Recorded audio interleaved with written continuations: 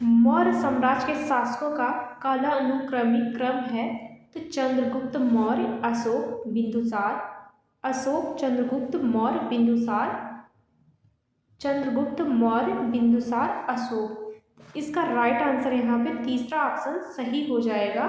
मौर्य साम्राज्य के शासकों का कालानुक्रमिक क्रम है, पहले चंद्रगुप्त मौर्य, फिर बिंदुसार, फिर अशोक। इसका राइट आंसर तीसरा ऑप्शन सही हो जाएगा। पूछा जाए मौर्य वंश के संस्थापक कौन हैं, तो मौर्य वंश के संस्थापक हैं चंद्रगुप्त मौर्य। तो याद रखिएगा इसका राइट आंसर यहाँ पे थर्ड ऑप्शन सही हो जाएगा।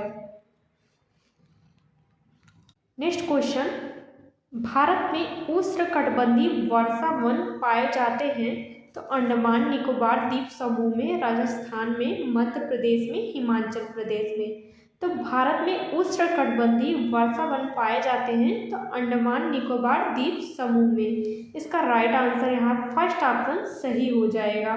उष्णकटिबंधीय वर्षा वन वे वर्षा वन होते हैं जो उष्णकटिबंधीय वर्षा वन जलवायु के क्षेत्रों में पाए जाते हैं, जिनमें कोई शुष्क मौसम नहीं होता है। तो इसका राइट आंसर यहाँ पे फर्स्ट ऑप्शन सही हो जाएगा।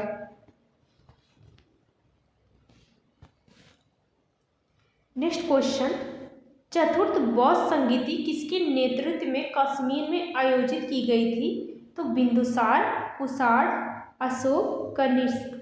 तो चतुर्थ बौद्ध संगीति किसके नेतृत्व में कश्मीर में आयोजित की गई थी, तो इसका राइट आंसर यहाँ पे फोर्थ ऑप्शन हो जाएगा, कनिष्क के शासनकाल में। तो पहली बौद्ध संगीति कहाँ आयोजित की गई थी, पहली बौद्ध संगीति राजगृह में आयोजित की गई थी और किसके शासनकाल में, याद रखिएगा पहली बौद्ध संगीति राजगृह में आयोजित की गई थी और अजातशत्रु के शासनकाल में। और दूसरी कहाँ आयोजित की गई थी, तो दूसरी भी राजगृह में आयोजित की गई थी और काला अशोक के शासनकाल में, काला अशोक के शासनकाल में आयोजित की गई थी दूसरी वाली। और तीसरी वाली आयोजित की गई थी कहाँ पे, तो पाटलिपुत्र में आयोजित की गई थी। पाटलिपुत्र में तीसरी वाली आयोजित की गई थी। तो किसके शासनकाल में, तो अशोक के शासनकाल में तीसरी वाली आयोजित की गई थी। ये सभी पॉइंट याद रखिएगा। अगर पूछा जाए पहली वाली कहाँ आयोजित की गई थी, राजगृह में, और किसके शासनकाल में, तो अजातशत्रु के शासनकाल में। दूसरी वाली आयोजित की गई थी तो किसके शासनकाल में, तो काला अशोक के शासनकाल में राजगृह में आयोजित की गई थी। और तीसरी वाली पूछा जाए तो अशोक के शासनकाल में और पाटलिपुत्र में आयोजित की गई थी। तो सारे पॉइंट इम्पॉर्टेंट हैं, याद रखिएगा। और चतुर्थ वाली पूछा जाए तो कनिष्क के शासनकाल में आयोजित की गई थी और कश्मीर में आयोजित की गई थी। तो इसका राइट आंसर यहाँ पे फोर्थ ऑप्शन सही हो जाएगा। नेक्स्ट क्वेश्चन, दावाबाद क्षेत्र के स्थानीय लोग 1990 के दशक में अपने जीवन यापन से जुड़े कौन से अधिकार के लिए संगठित हुए थे, तो मछली पकड़ने का अधिकार, उद्यान कृषि का अधिकार, व्यावसायिक वन पालन का अधिकार, खेती करने का अधिकार। तो दावाबाद क्षेत्र के स्थानीय लोग 1990 के दशक में अपने जीवन से जुड़े किस अधिकार के लिए संगठित हुए थे, तो इसका राइट आंसर यहाँ पे हो जाएगा मछली पकड़ने के अधिकार से। तो इसका राइट आंसर यहाँ फर्स्ट ऑप्शन सही हो जाएगा। दावाबाद क्षेत्र में मछली पकड़ने का काम निजी ठेकेदार को सौंप दिया जाता था और यह किस राज्य में पड़ता है, तो मध्य प्रदेश राज्य में पड़ता है। तो इसका राइट आंसर याद रखिएगा फर्स्ट ऑप्शन सही हो जाएगा। नेक्स्ट क्वेश्चन, निम्नलिखित में से किसने किताब उल हिंद लिखी थी जिसमें 11वीं शताब्दी का आरंभिक भारत का तीखा विवरण दिया गया था, तो अल बुखारी, अल बिरूनी, अल किंदी, इनमें से कोई नहीं। तो किसने उल हिंद लिखी थी 11वीं शताब्दी के आरंभिक भारत में, तो इसका राइट आंसर यहाँ पे हो जाएगा सेकेंड ऑप्शन सही हो जाएगा, अल बिरूनी ने। अल बिरूनी का नाम था अबू रेहान अल बरूनी था उन्हें मध्यकालीन इस्लामी युग के सबसे महान विद्वानों में से एक माना जाता था। तो इसका राइट आंसर यहाँ पे हो जाएगा सेकेंड ऑप्शन सही हो जाएगा।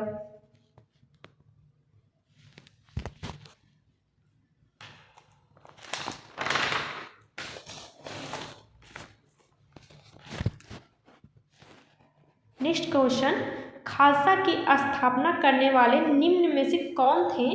तो गुरु नानक देव, गुरु गोविंद सिंह, गुरु तेज बहादुर, गुरु अंगद देव। तो खालसा की स्थापना करने वाले कौन गुरु थे? तो गुरु गोविंद सिंह थे।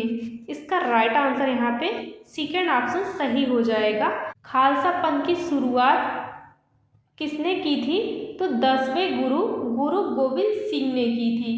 खालसा की स्थापना सिखों द्वारा बैसाखी के त्यौहार के रूप में मनाया जाता है।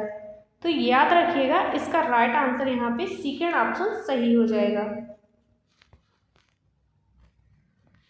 नेक्स्ट क्वेश्चन, निम्नलिखित का मिलान करें।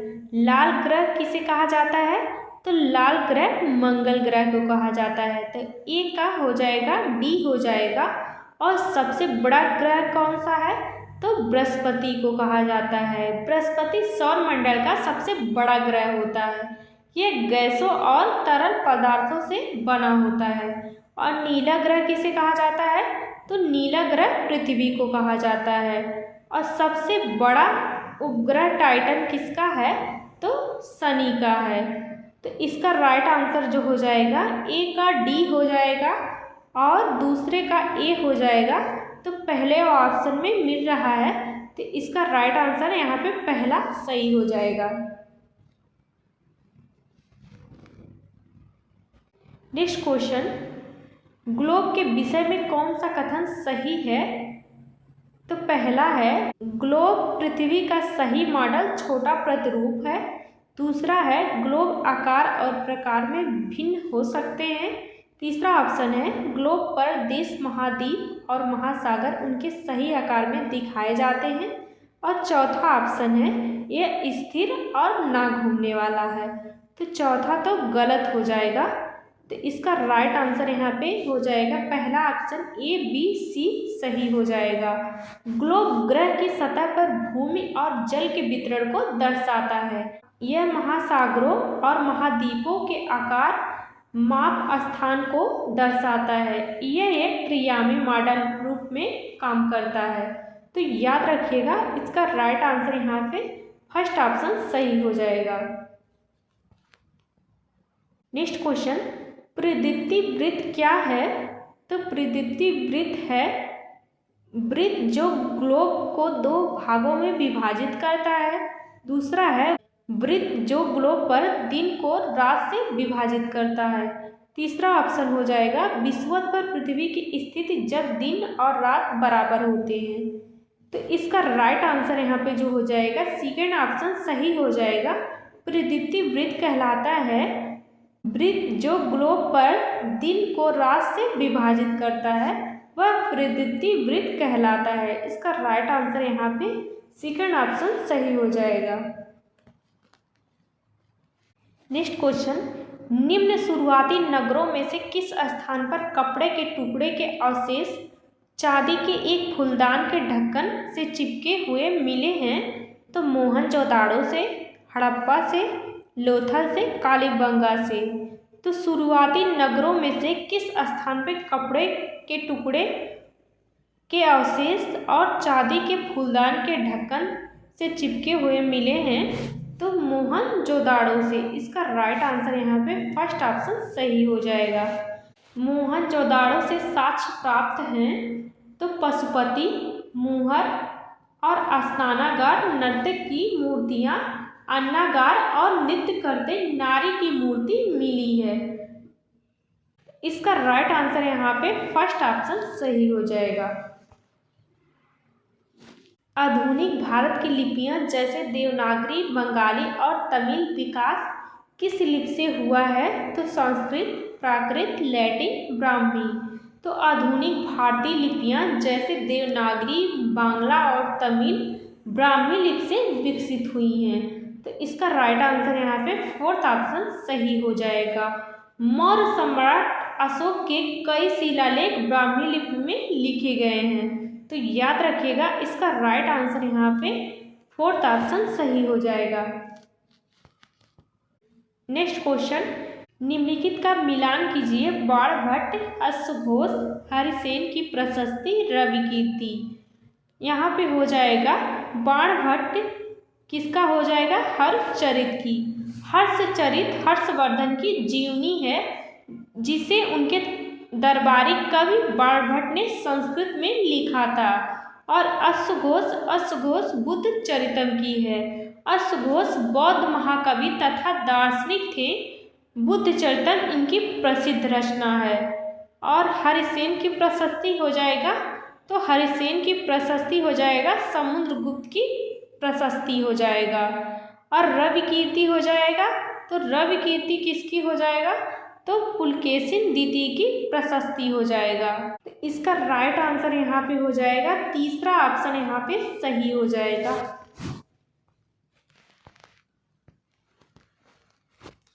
नेक्स्ट क्वेश्चन, किस भाषा का एक रूप मगही है, तो पाली, मैथिली, ब्राह्मी, प्राकृत। मगही प्राकृत भाषा की एक रूप है।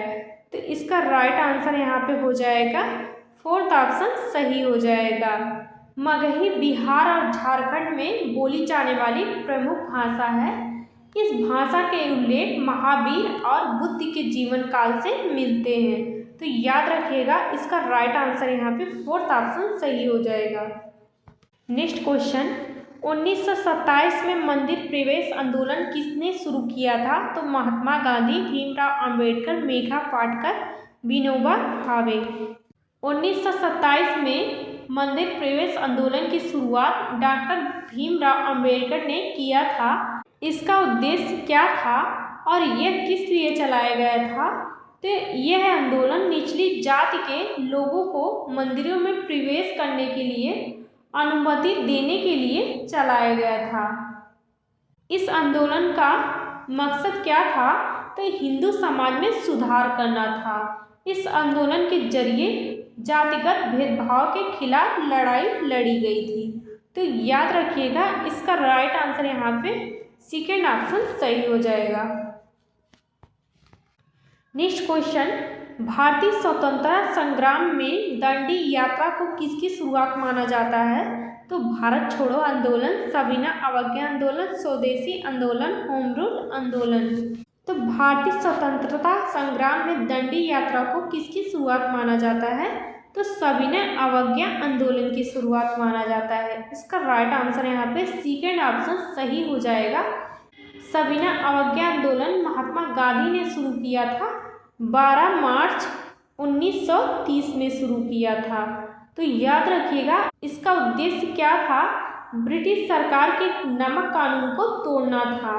उस समय क्या होता था, ब्रिटिश कानून के तहत भारतीय नागरिक ना तो नमक जमा कर सकते थे ना ही बेच सकते थे। तो याद रखिएगा इसका राइट आंसर यहाँ पे हो जाएगा सेकेंड ऑप्शन सही हो जाएगा।